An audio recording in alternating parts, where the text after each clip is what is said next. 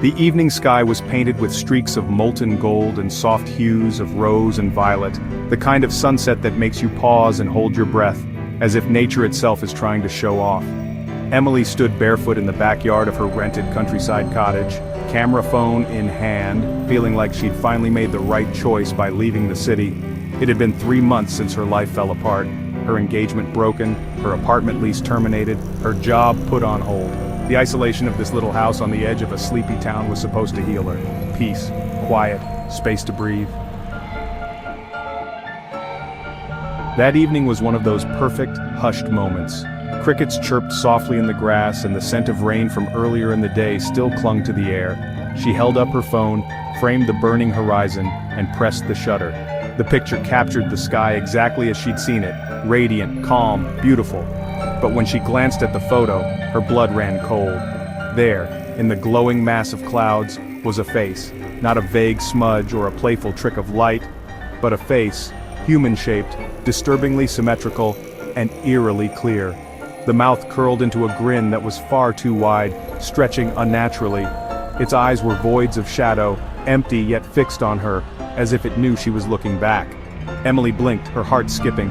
She looked up at the sky. The clouds were beautiful, unremarkable, and free of any creepy shapes. She exhaled and chuckled nervously. Pareidolia, she thought. Her brain was just playing tricks on her. Still, unease clawed at her as she raised the phone for another shot, zooming in on the spot where she thought she'd seen the face. She took another picture. This time her stomach dropped. The face was still there, sharper than before.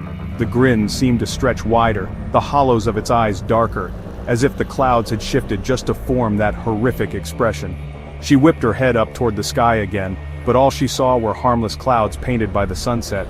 It was getting colder, though she couldn't feel a breeze. She muttered, "Enough of this," and turned toward the cottage, convincing herself it was nothing but a coincidence. But curiosity gnawed at her. Later, curled up in bed with her phone, she opened the gallery. What she saw made her grip the phone so tightly her knuckles turned white. Every photo she'd taken showed the face inching closer to the lens, like it was leaning out of the sky to peer at her more clearly. In one photo, it wasn't even in the clouds anymore. It seemed to be emerging from a darker patch of the horizon, its smile splitting wider than any human face should. Emily's pulse hammered in her ears as she swiped to the final photo, one she didn't remember taking at all. In this picture, her own back was captured, her small figure standing alone in the yard framed perfectly against the sunset. She froze. There was no one there to take that photo. Emily deleted them all, thinking that would stop the sense of being watched, but when she reopened her phone's gallery, the photos had returned, dozens of them. This time, they weren't just of the sky, they were of her, different angles, her brushing her hair in the bathroom, her cooking dinner, her asleep in bed. All of them were time-stamped for moments she couldn't remember anyone being in her home. A heavy thud from downstairs broke her trance, and Emily nearly dropped her phone. She clutched it, straining her ears. Another sound followed, slow, deliberate creaks moving across the living room floorboards. Her breath caught. The bat she kept under her bed suddenly seemed like her only lifeline. She grabbed it, her hands shaking as she crept toward the hall. "Hello?" she whispered. No answer. The cottage was small. Any movement echoed clearly. She flicked on the hallway light, heart pounding. The living room was empty. Her eyes darted to the windows and doors, still locked, everything exactly as it had been.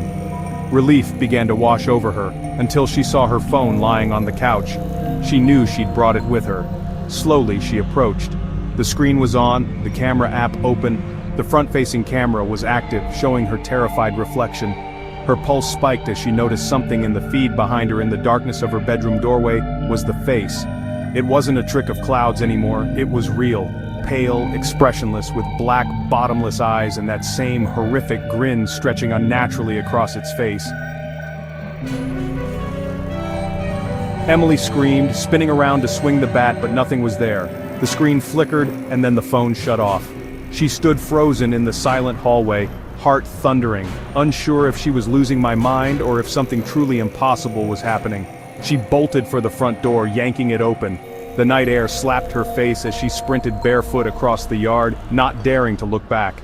She didn't stop running until she reached the dirt road half a mile away.